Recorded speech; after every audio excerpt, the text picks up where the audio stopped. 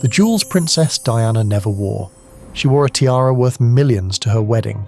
She draped herself in sapphires that still haunt auction houses today. The world watched her jewels like a second language, reading power, rebellion, and heartbreak between every gemstone. But the most extraordinary story was never the jewellery she wore. It was the vaults she quietly refused to open. Inside Buckingham Palace, locked behind centuries of tradition, sat pieces that emperors and empresses had worn, pieces that were hers to claim. She never did. And what she chose instead told you everything about who she really was.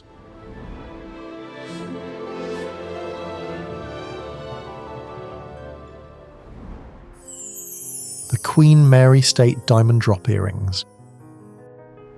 These magnificent chandelier drops, crafted from clusters of old-cut diamonds set in platinum, belonged to Queen Mary, the formidable grandmother of the late Queen Elizabeth II, and were among the most spectacular pieces in the Crown's lending collection.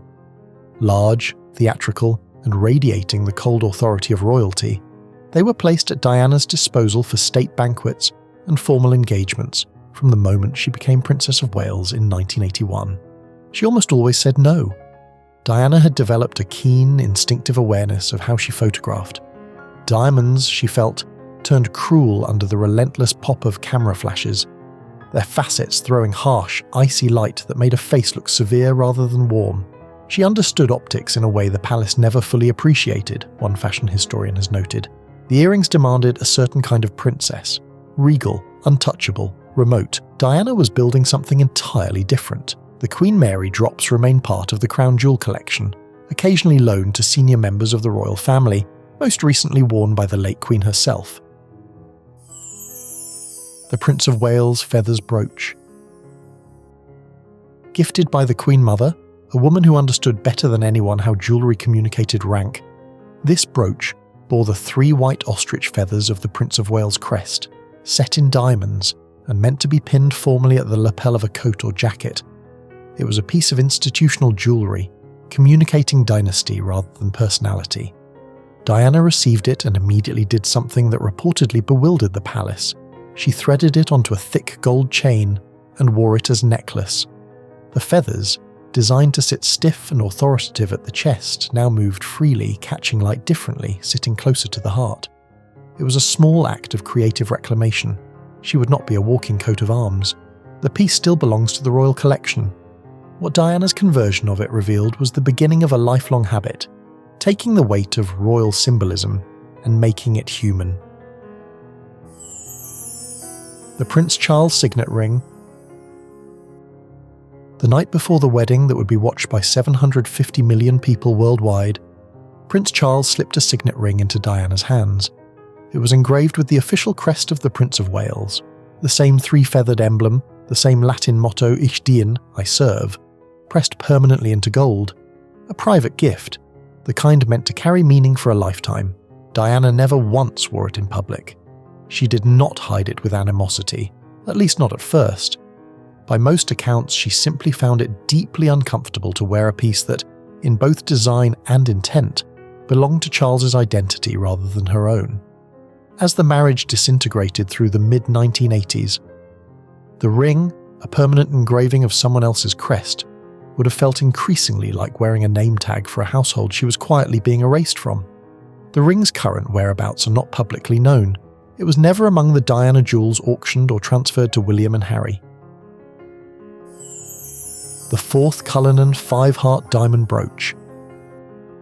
Cut from the largest gem-quality rough diamond ever found, the 3,106-carat Cullinan stone unearthed in South Africa in 1905, the Cullinan V is a heart-shaped diamond of 18.8 carats set as a brooch, and it remains one of the most historically significant jewels in the world. Queen Mary commissioned several pieces from the Cullinan fragments. The heart brooch was among her most treasured. The brooch was available to Diana through the informal loan system by which the crown jewels are offered to senior royals.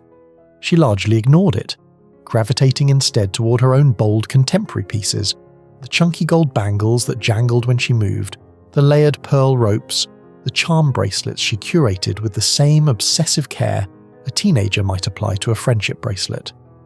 The Cullinan V remains in the royal collection, and is regularly worn by King Charles III's Queen Consort Camilla. Its estimated value today exceeds £25 million. The Granville Emerald Kokoshnik. Among the most dramatic pieces believed to have been accessible to the princess was a Russian-style kokoshnik, a fan-shaped tiara or headpiece rooted in the court tradition of the Romanovs, featuring a central emerald of extraordinary size and depth. The piece likely entered the British royal collection through the close dynastic ties between the British and Russian imperial families in the late 19th century, in the era when Queen Alexandra and Empress Maria Feodorovna, who were sisters, regularly exchanged magnificent jewels. It was never photographed on Diana. She had her own relationship with emeralds, most famously the Saudi Emerald Suite gifted by King Fahd of Saudi Arabia in 1981, which she wore brilliantly. But the kokoshnik was a different animal, enormous, theatrical, requiring a kind of composed imperial posture that Diana consciously moved away from as she matured into her public role. It remains in the vaults, a piece of Russia wearing an English address, waiting for someone comfortable enough to carry its weight. Chanel jewellery. This entry requires a different kind of story. Diana's avoidance of Chanel was not a quiet drift. It was a deliberate, public and intensely personal statement.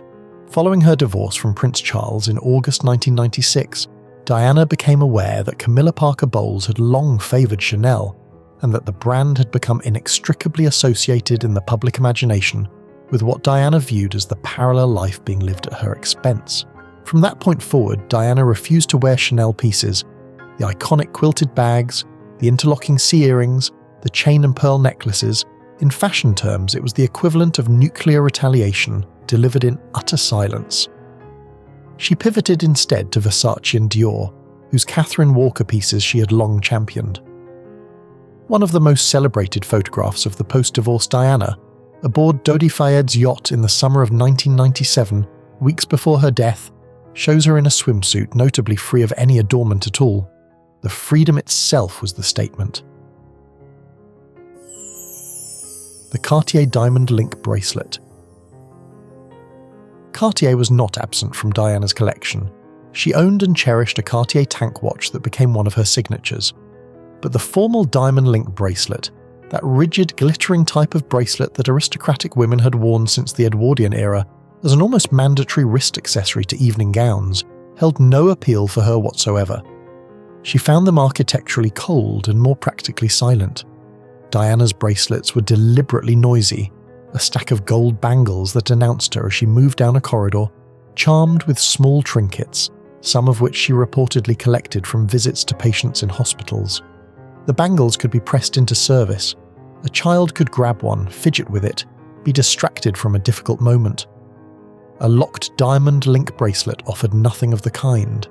This was no accident of taste. It was a philosophy of dressing, jewellery as bridge, not barrier.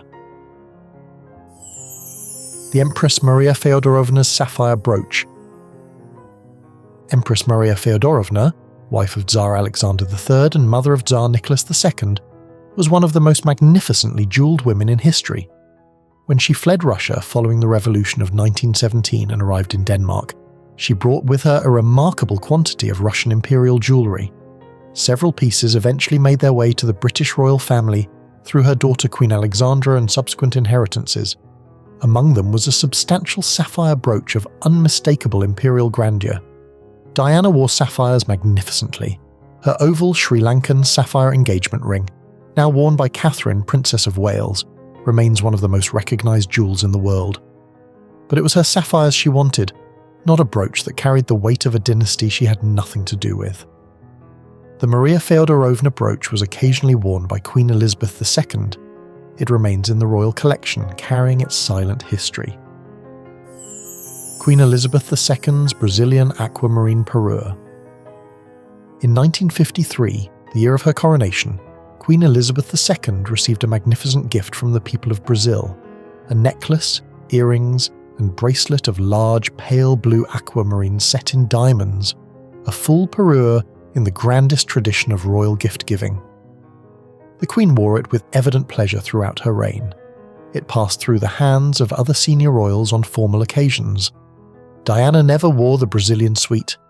In a move that perfectly encapsulates her approach to royal dressing, she instead commissioned her own aquamarine piece, a striking cocktail ring set with a large rectangular aquamarine flanked by diamonds, created in the 1990s. It was one of the pieces she wore in those last luminous months after the divorce.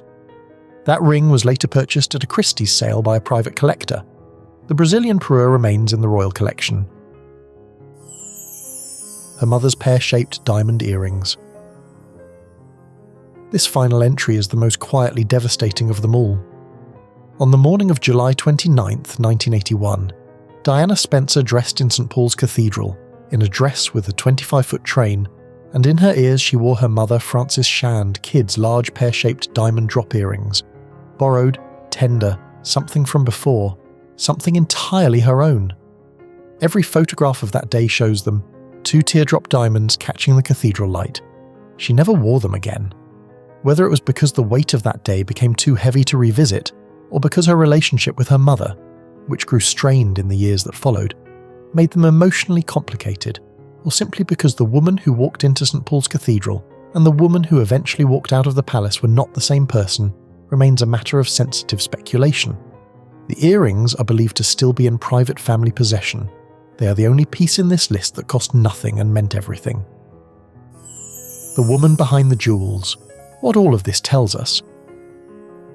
The refusals, the improvisations, the personal choices over royal heirlooms is something that can be read clearly once you step back from the vault and look at the whole picture.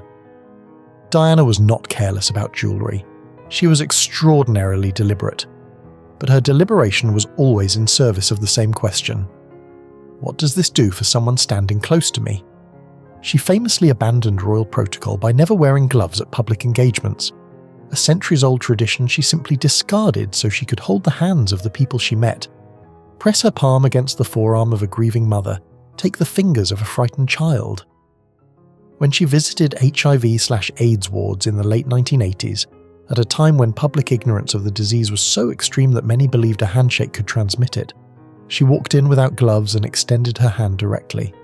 No cameras were initially invited. She was not making a gesture. She was making contact.